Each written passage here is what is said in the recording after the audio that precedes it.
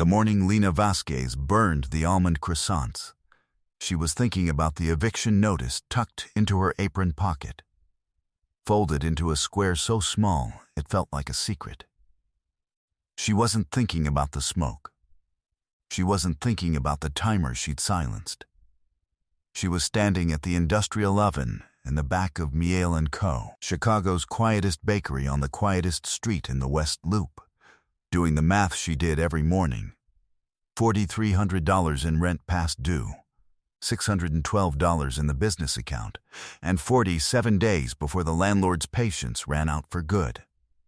What she didn't know yet, what she couldn't have known as she pulled the blackened tray from the oven and pressed her flour-dusted wrist against her eyes, was that a man had been watching the bakery from a black Suburban parked across the street for the last 11 minutes, and that before the end of the week, the eviction notice in her apron pocket would be irrelevant in a way she hadn't earned and hadn't asked for, and that would matter to her more than any of it.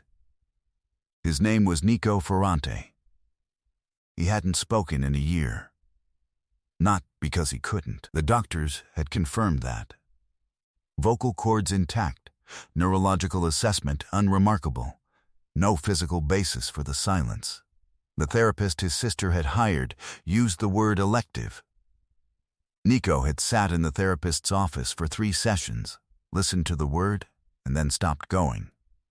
He wasn't interested in its accuracy. He communicated in writing when he had to, short declaratives on a notepad, or texts from a phone he unlocked with his thumbprint in one stroke. His second-in-command, a compact and careful man named Marco Levy, had learned to read everything from the angle of Nico's jaw. The organization had adapted. Organizations under men like Nico Ferrante adapt, or they disappear, and the men who served him had no interest in disappearing. What the doctors hadn't been able to explain was what had started the silence. What Nico hadn't been able to stop was the reason.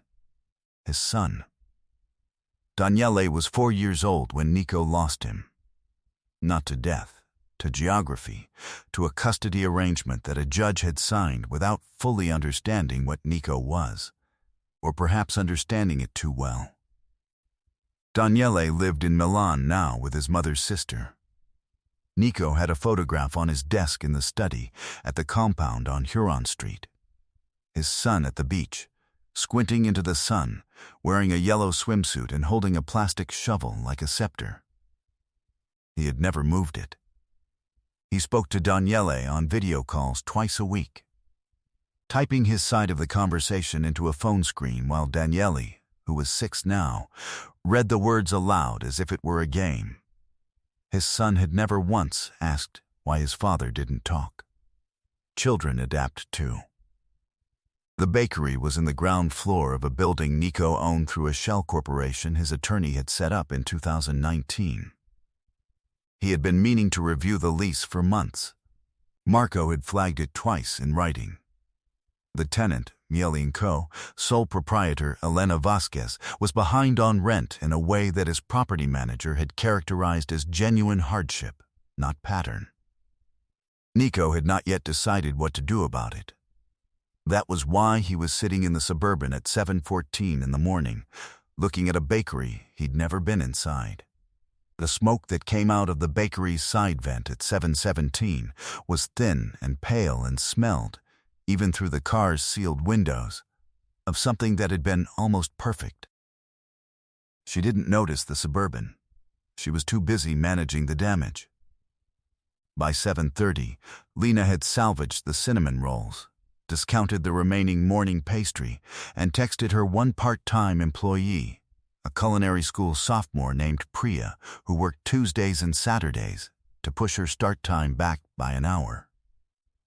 By 7:45, the front of the bakery was open. The second tray of croissants was in the oven, and Lena was behind the counter with her hair twisted into a bun that she'd secured with a mechanical pencil because she'd forgotten to buy more hair ties for the 3rd week running.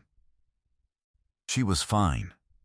She was always fine. Fine was a discipline she'd developed over 7 years of being a woman running a small business alone in a city that had no particular interest in whether she made it. Her mother had died in the spring. Not suddenly, slowly, over 14 months, in a manner that required Lena to be in 2 places at once almost every day.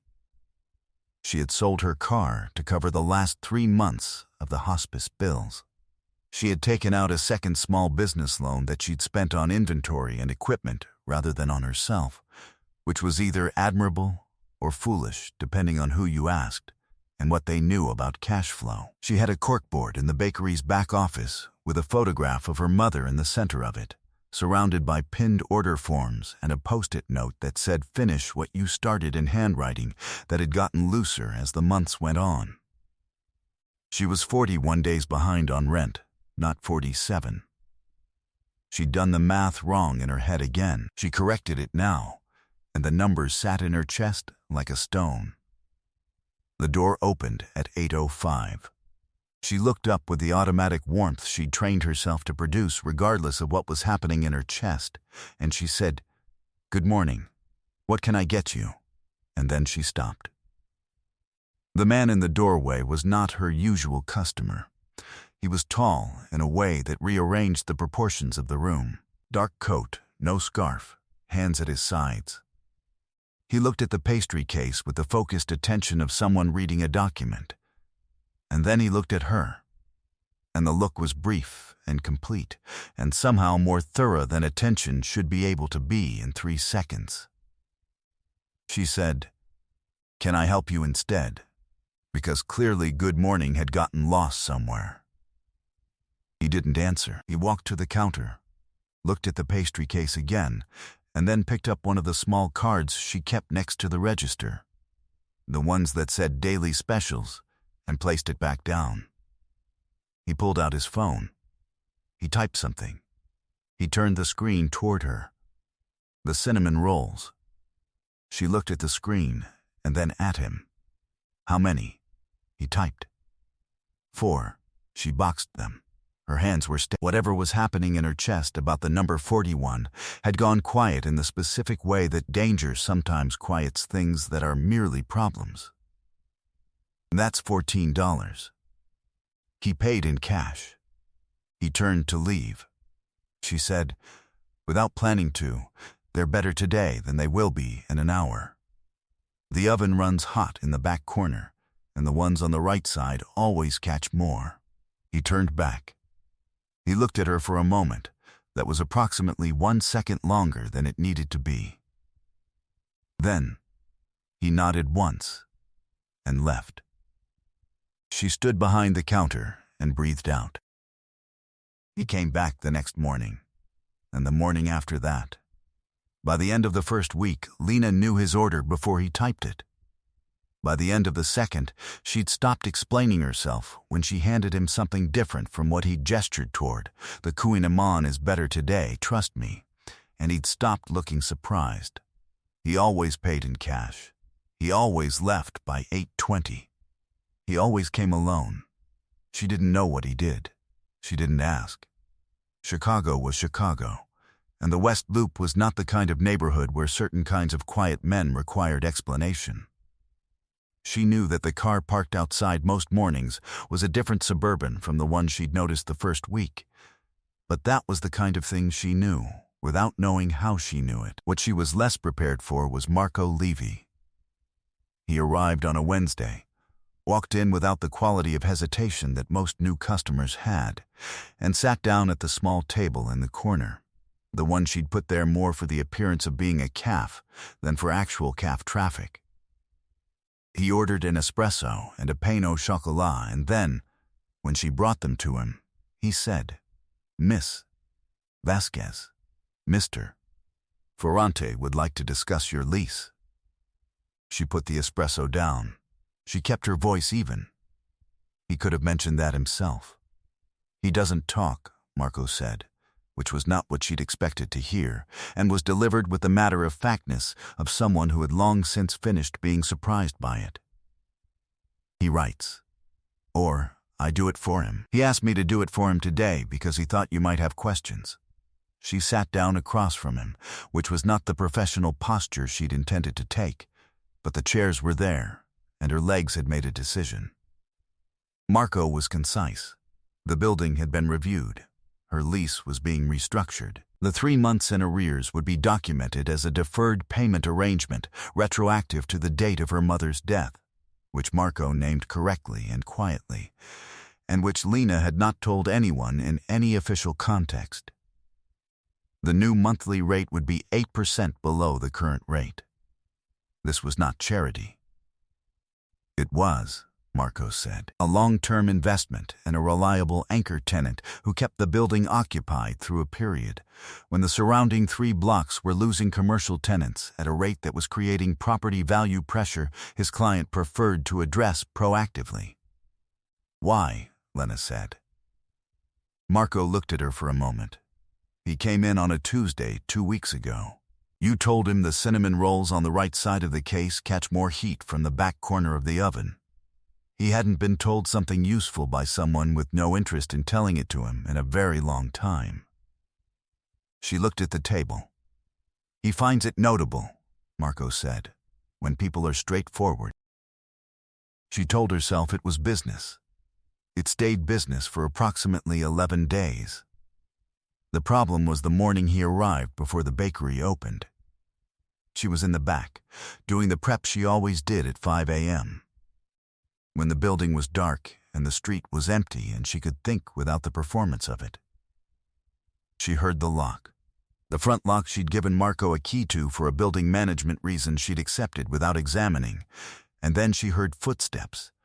And then Nico Ferrante was standing in the doorway to the back kitchen. She said, "You have a key." He nodded. "That's going to need rules," she said. He pulled out his phone. Named them. She named them. He typed notes. She watched him type, and had the strange experience of watching someone listen with their whole body in a way that people who use their voices often don't bother with. He stayed for 2 hours. He sat at the small prep table with a coffee she made him, and he read documents on his laptop while she worked. And neither of them spoke, which, she reflected later, was not the same as silence when it was chosen, rather than suffered. At 7:15, before the bakery opened, he stood to leave. He typed something on his phone and held it toward her, and the screen said, "Danielle is 6. He reads at an 8-year-old level. He thinks flour smells like when it's about to snow." She looked up from the phone. "Your son." He put the phone away. "Does he know you own a bakery building?" He looked at her for a moment. Then he almost smiled, in the specific way of a person who has been surprised into something they weren't prepared to feel. And then he left. She stood in her kitchen with her hand still holding a pastry brush and thought, "Oh no." She noticed the car on a Thursday, not the Suburban, a different car, silver, nondescript, parked 2 spaces east of the bakery entrance. It had been there Tuesday as well. She'd registered it as background then, the way you register everything in a neighborhood you know well. Present, filed, dismissed. Today, it nagged at her.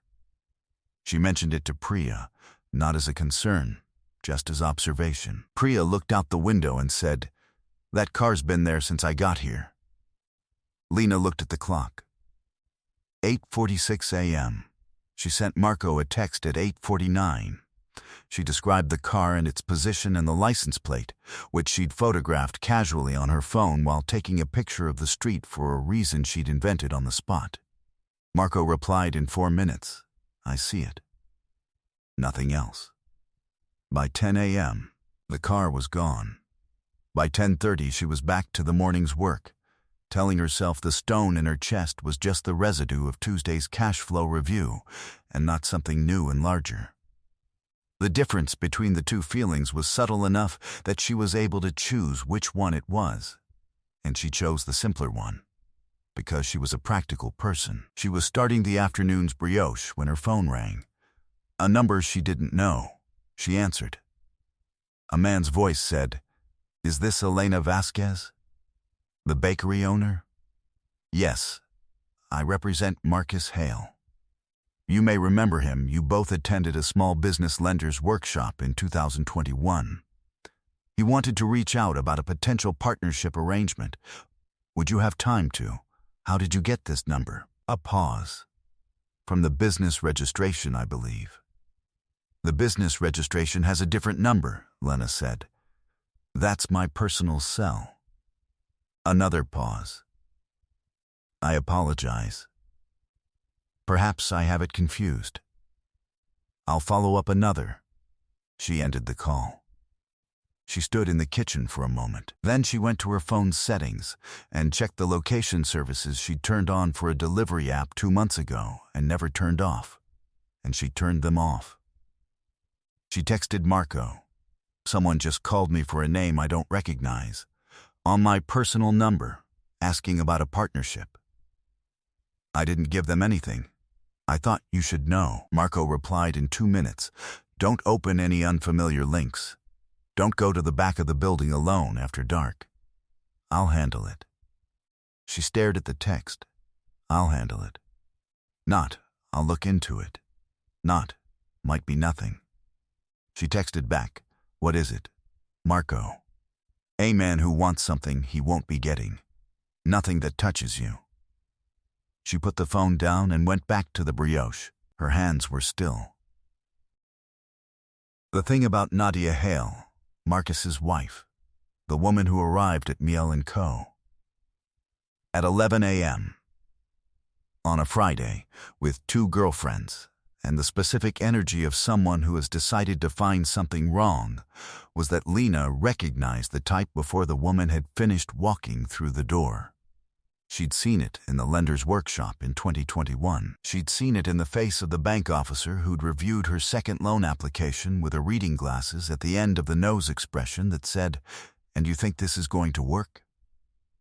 She'd seen it in the faces of people who'd known her mother and chosen to frame the bakery as a coping mechanism rather than a business. Nadia Hale looked at the pastry case, looked at Lena, and said, loudly enough for her friends to hear, "I've seen pictures of this place. It always photographs better than it looks." Lena smiled the smile she'd built over years for exactly this. "What can I get for you? Is there anything here that's actually good? Or is it all of this?" She gestured at the case with an open hand that somehow made the gesture worse than pointing would have been. "The pain au chocolat and the cardamom nuts are very good," Lena said. "The Kuan Aman is excellent today if you like something richer." "How many calories? I can check the nutritional information if you'd like to wait." One of the friends laughed, and Nadia smiled at the friend, and Lena understood that the laugh was for her, and she kept her face exactly where she'd placed it. "You know what?" Nadia said, turning back to the case. "I don't know how you keep things going here. My husband knows this building's owner. He said the tenant situation here has been a mess for a while." She looked at Lena with the open-faced sympathy of someone delivering useful information. "I hope things are stabilizing." "They've stabilized," Lena said. "Can I help you decide?" Nadia bought a small coffee and nothing else. She left a review on her phone while standing at the door. Lena watched her go and then turned back to the counter and pressed her palms flat against the wood. The bell above the door rang again 30 seconds later. She looked up. Nico Ferrante was standing in the doorway. He was not holding his phone. He was looking at the space where Nadia Hale had just been standing, and the angle of his jaw was the one Marco had described once in passing to a colleague in a conversation Lena had not been present for and would never hear. When you see that look, you want to be the person standing next to him and not the person standing in front of him. He walked to the counter. He looked at her. She said, "I'm fine." He looked at her for another moment. She said, "I've been absorbing worse than that my entire life, and it hasn't stopped me yet." He picked up his phone. He typed. He held up the screen. "I know." She looked at it. Something cracked, very small and very clean, in a part of her chest she hadn't known she was still keeping sealed. She came in because of her husband, Lena said, Marcus Hale, who wanted something he's not getting. He nodded once. You already knew she was going to come in. He looked at her steadily. Not quite a nod. Not quite anything. The absolute stillness of a man who has decided not to lie. Okay, she said. He typed, she left a review. I know. He typed something else and held it up. It will be addressed. You can't. I can.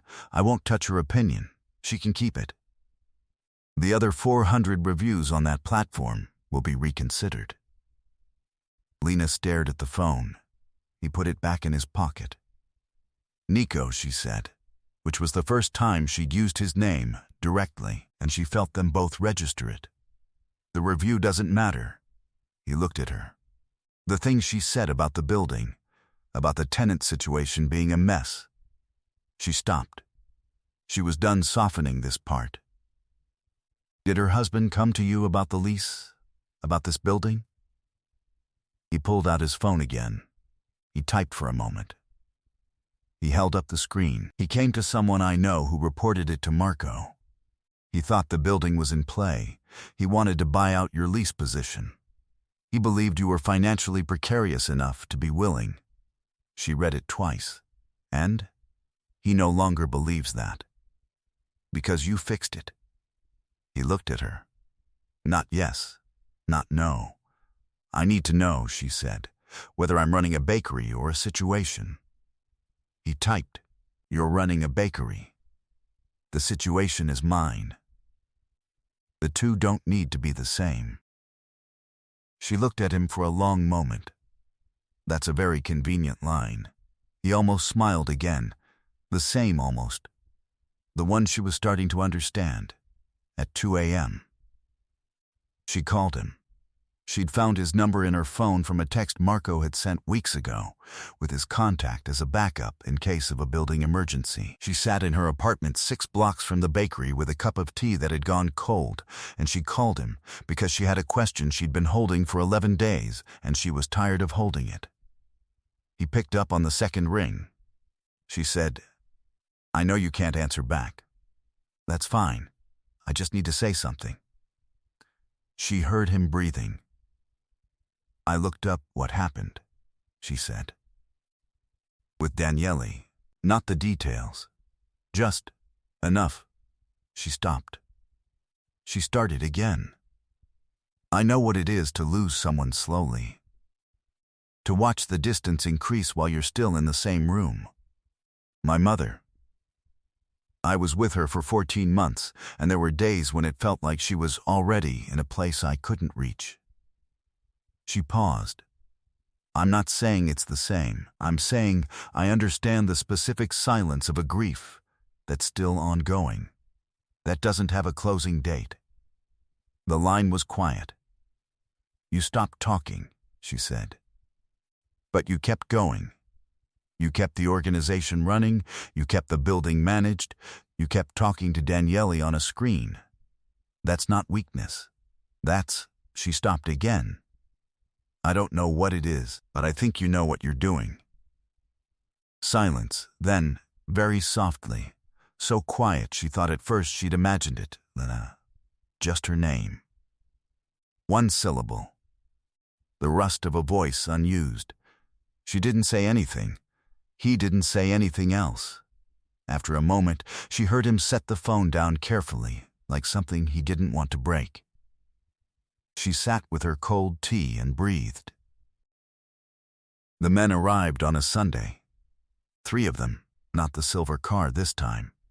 A van, parked in the alley behind the bakery where Lena took delivery of flour and butter from her supplier on weekday mornings. She wouldn't have known. She only knew because Priya, who'd stayed late to help with a Monday morning prep batch, texted her at 6:47 p.m.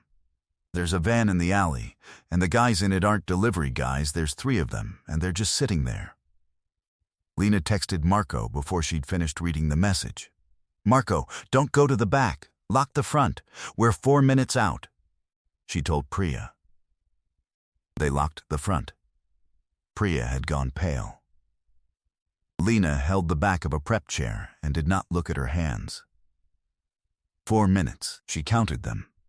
At 3 minutes 40 seconds, she heard voices in the alley. Brief. Then a silence with a different quality from ordinary silence.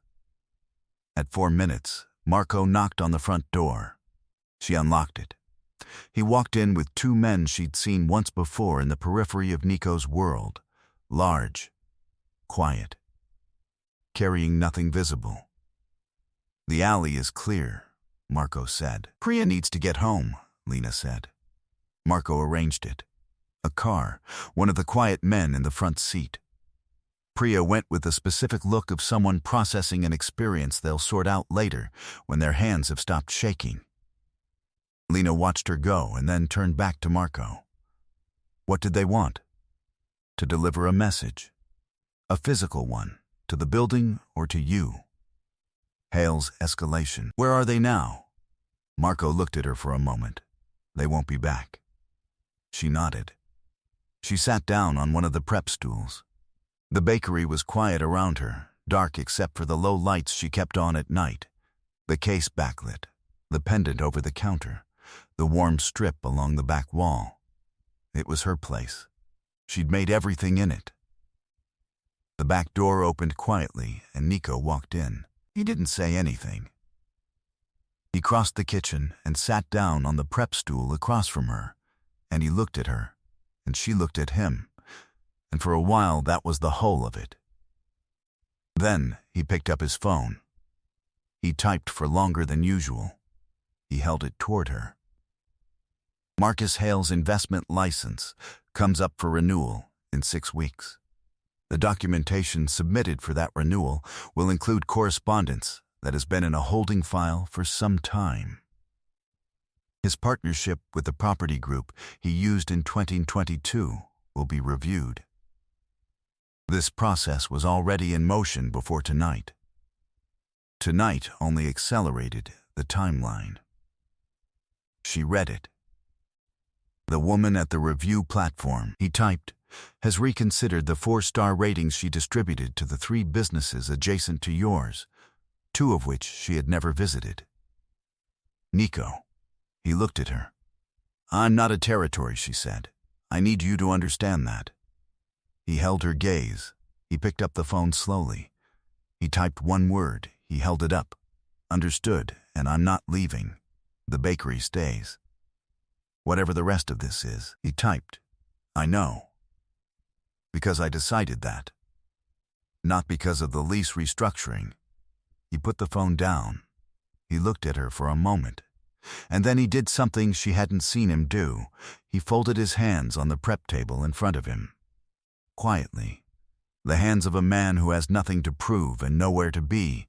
And he said, low and careful, the voice of someone learning to use something again, "I know that too." She heard the rust in it. She heard what it cost. She looked at the table.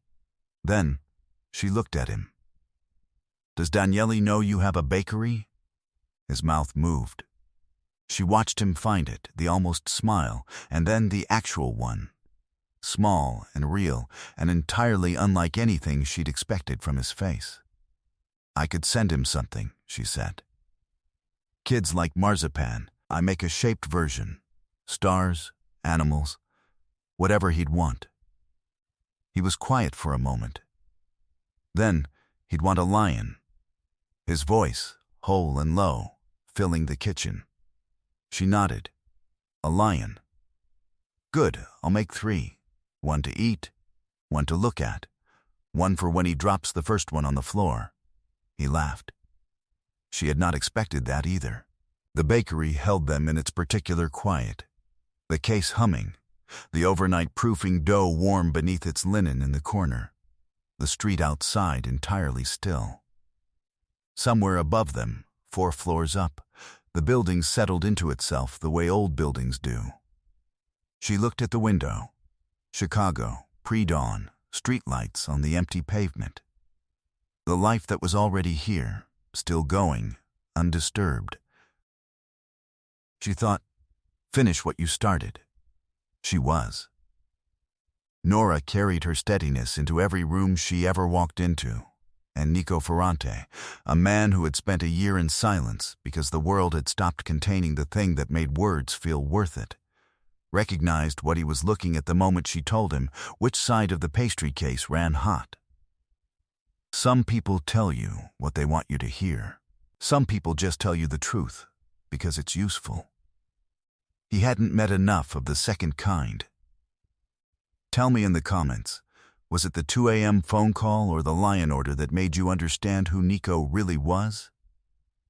If these are the stories you come here for, the quiet ones, the ones where the person who's been absorbing everything finally gets to be seen, follow along. There's a new one every week. One more thing, Danielle's 12 now. And he's been asking questions about Chicago that his aunt doesn't know how to answer. If you want to know what happens when a boy who grew up on video calls finally gets on a plane, drop it in the comments. I'll be here.